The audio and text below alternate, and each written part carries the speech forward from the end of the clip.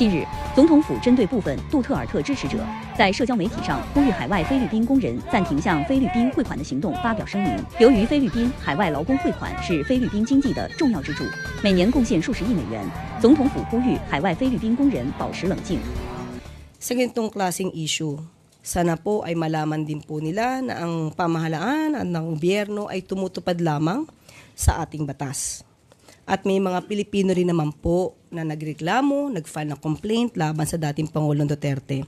Sana'y maging patas din po sila sa kanilang pananaw para po maibsan, no, ang anumang pwedeng kahinatnan ng kanilang gagawin. Pero siyempre po, kung hindi po sila magkakaroon at hindi sila magre-remit ng kanilang mga maaaring ipadala sa mga pamilya nila, hindi lamang po gobyerno maapektuhan, pati ang kanilang mga pamilya.